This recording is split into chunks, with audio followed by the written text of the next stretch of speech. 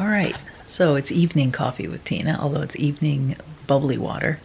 So I have recorded instructions using Donegal and Tweed to show you how to make the clusters or the fan stitches on this Venus shawl. Toni and I struggled with it all day. We spent today figuring this out. So hopefully we've got it. I'm confident that I have it figured out right now. And I'm showing it to you, so you will be able to figure it out without as much struggle. But I ripped back my progress yesterday and redid it to make sure I knew what I was doing. And this is really hard to show you, mostly because I'm using a different phone and it doesn't have a handle. But let me pull this out and I'll drape it. As we've got to use our chests for something. And my chest is particularly useful at draping knitwear. All right, here is my fan. And see how it's cupping a little bit? I'm not super pleased with that. So I think with my lace weight, I'm going to have to add an extra pair of stitches. So instead of me doing 8 along in here, as the author suggests, I'm going to push in a 9th one just to get this to lay a little flatter. The end one's fine with its 9, but that's because it's not anchored to anything. Whereas the worsted weight wool is laying flat just fine. So the 8's perfect for this, but I have a feeling that because this is such a thin, light yarn and not very elastic, that it's cupping a bit. So I'm going to start doing 9. In fact, I'm going to rip this back and put in another one. Toni is still working on, what are you on, row 5 or 6? I'll turn it around so you can see Toni. Almost done with 5. Oh, there's Toni over there. Yeah, Toni's almost done with row 5, but Toni also put their crochet project down and went back to the old one to mess about with trying to figure out the cluster stitches, or the fan stitches. I call them all different kinds of names. You're going to have to bear with me on that one. I didn't even use the vocabulary of the author of the pattern. Hopefully I can get the vocabulary right, because I didn't bring the instructions with me. But the first thing you do is chain 9, 2, 3, 4, 5, 6, 7, 8, 9. So I chain 9, and I'm going to do the first pass of a Tunisian row. So I'm going to go the second chain from the hook, pick up a loop. Next chain, pick up a loop. Next chain, pick up a loop. Next chain, pick up a loop. Now the person who writes this pattern calls this a yarn over, because she's a thrower and she throws the yarn over. Because I am an old school crocheter, I call it pick up a loop. But ultimately it's the same thing, pick up a loop or yarn over. They mean the same thing. All right, my goal is to have 9. So 2, 4, 6, 8, I should have 1 more, and that's exactly what I have available to me here. 1 more, 9. And then my 10th stitch goes into the first hole or the first chain top along the side of my stitching. So into there, pick that up, and I now have 10 loops on my hook. And I'm going to do the standard Tunisian that we've been doing all along. Pick up a yarn, pick up a loop, pull through 2, yarn over, pull through 2, yarn over, pull through 2, pick up a loop, pull through 2, not 3, pick up a loop, pull through 2, pick up a loop, pull through 2, pick up a loop, pull through 2, pick up a loop, pull through 2, and then the final one, pick up a loop, pull through 2. All right, that is the beginning, and if you look at it, it's in, I went out right sides to, or perpendicular to, my previous rows of stitching. And now I'm going to build this shell right here. The structure of a shell is a full row of 9 stitches or 10 loops on your hook. And then you pick up 5 loops on your hook and do a short row. So that's what we're going to do next, is a short row. And every other row always is a row of 9 stitches, a row of 5 stitches, a row of 9 stitches, a row of 5 stitches. So I've picked up 3, 4, and I'm going through the bar just like you always do. There I have 5 loops on my hook, and I'm going to take them off. Pick up a loop, pull through 2, pick up a loop, pull through 2, pick up a loop, pull through 2, pick up a loop, pull through 2. So now I have one row of 10, or one row of 9 stitches, one row of 5 stitches. Next is 9 stitches again. So going through the bars just like we did before, pick up a loop, through the bar, pick up a loop. Here's the 4th. Now this is goofy. When you get down to that bottom one, it's kind of hard to tell where the loop is. So just kind of look the best you can, straighten it out with your fingers. It's very difficult on my tinsel. It is much easier on the wool of this yarn. And actually it helped me tremendously to get ready for this for you because I was having trouble. So it's a good thing I'm helping you. All right, so 2, 4, 6, 8, 9, and then into the space above the previous row. Oops, I went in the wrong one. Into this space, into the same space you went into before. Pick up a loop, pull through 2. All right, we're gonna do this 9 times. So there will be a total of 18 rows before you're done with this shell. And you can count the loops on the ends. So I've done 2, 3. There will be 18 of these loops. Let me get this into the frame for you. Counting these shells across the top. When you can count 18 of them, you'll be ready to attach the loop to the bottom. And I'm just gonna do this silently now and pull off the sound and fast forward it for you so that you can just watch me work.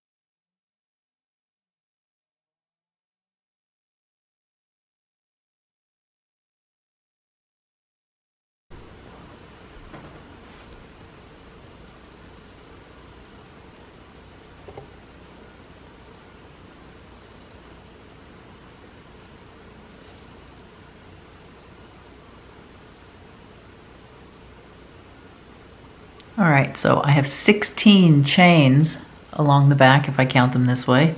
1, 2, 3, 4, 5, 6, 7, 8, 9, 10, 11, 12, 13, 14, 15, 16.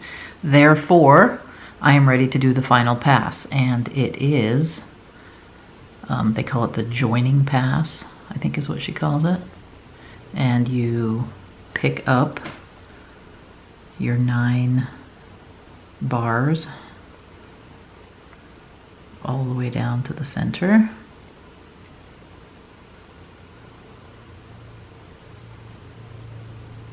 Down to the center and into the chain space. And then, and here's the tricky bit, and then you pick up 1 stitch in the next space along. So along the tops of these, you're going to pick up 1 loop on the next space along, giving you 11. So 2, 4, 6, 8, 10, 11. And then pick up a loop and draw through 3. And then go to the next loop, or the next chain space at the top of the next row from before. Pick up a loop, draw through 3. And then we're going to go to the next chain along, pick it up, draw through 3, and go to the next loop, pick it up, and draw through 3. And what this is doing is connecting our shell to the work. Draw through 3, pick up a loop, draw through 3, and I'm going to do this all the way to the end of this row. And I'll show you what happens as a result. So what was once just a wedge floating in the air will become, draw through 3, and the last one, pick up a loop, draw through 3. All right, so let's lay this out so you can see it. So let's go this way. I'm trying to figure out how best to show this to you. Here we go. So I made this shell connected to the end, but other than that, it was floating free. I just had it separated here, and there it is. But on that last pass where I picked up 9 loops onto my hook, went into the space, picked up a 10th, and then went next door and picked up a loop, and then drew the yarn through 3 loops to the next space, through 3, to the next space, through 3, to the next space, through 3. That was the act of connecting these together. Okay? The next thing you're going to do, because this shell is floating out on the end. All right, so this is where we left off. We have our first shell done and anchored in, and now we're going to build our second full shell along the line. And it is just a matter of a single crochet in between the 2 shells, and then we are going to pick up ultimately 10 stitches. 1, 2, 3, 4, 5, 6, just like we do a Tunisian crochet pickup, only you're picking it up along the chains across the top of the row below, or top of the rows below, because we're at right angles to those. 4, 6, 7, 8, 9. This is the main part of your Tunisian crochet, and then 10, and I'm putting this into the center because this is the center of our shell right there, that 10th. And then we go through, pull through 2, pull through 2, pull through 2, pull through 2, pull through 2, pull through 2, pull through 2, and 2, and your final 2. This is the first row of the next shell, and this is again the sequence of do a 9 stitch cluster and then do 5 stitches. So we're going to pick up the bar and pick up 5 stitches. 2, 3, 4, and then there's a funny name for this that I don't keep in my head.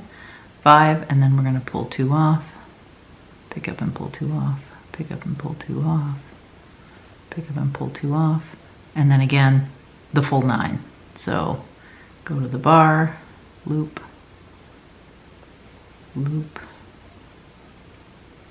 loop. And this is funny here. When you hit the 5th, see how I only have 4 loops on my hook? The 5th one is that little loop hanging out there. and it's not super easy to find. It's much easier on a big thick piece of yarn than it is on my thin lace weight. There, and I may have already told you that, but it never ceases to amaze me when I figure it out. All right, 2, 4, 6, 8, 9 loops are on my hook, so this time I go into the center of what we've established to be the center of the next cluster, or the 10th hole that we went into. Pull 2 off, pull 2 off, pull 2 off, off, off, off, off, off. All right, so I've now done 2 long rows, and I'm about to do my second short row of 5 loops on my hook. 1, 2, 3, 4, 5. Pull 2 off. 1, 2, 4. All right, so 1, 2. I've done 2 of B chart because that's what this shows on the B chart between the 2 bars. Now, I'm going to keep doing this for 8 iterations. So we want 8 pairs of these spokes, for lack of a better word, in this wheel.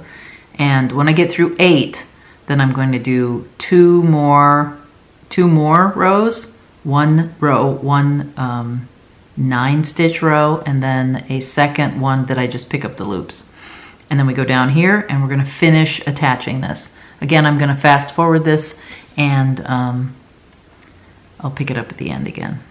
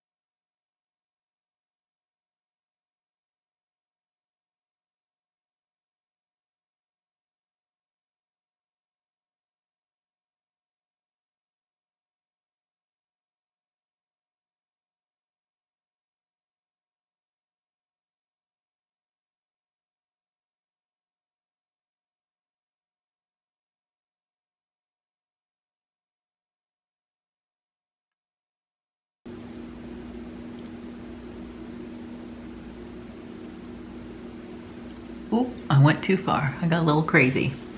But this is 18, so let's pull this back down.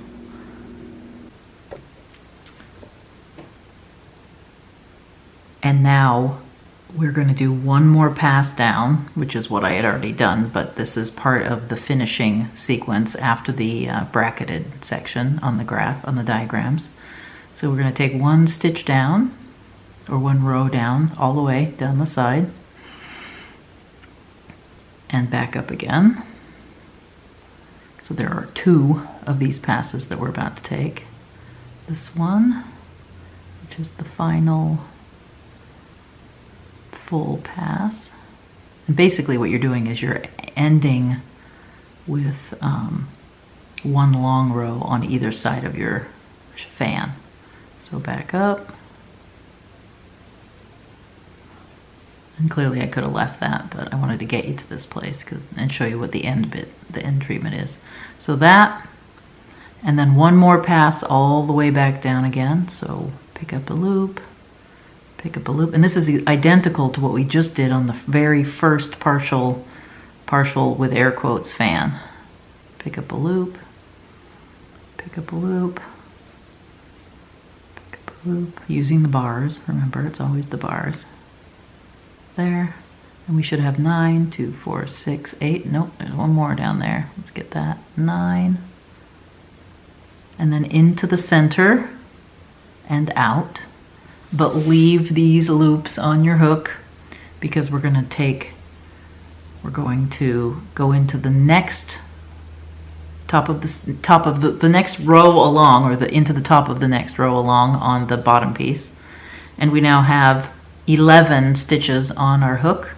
We're going to pick up a loop and pass through 3 because this is the anchoring process to get that fan connected to the main body. So I went into the next loop, pulled through 3. Go into the loop after that, pick up a loop, go through 3.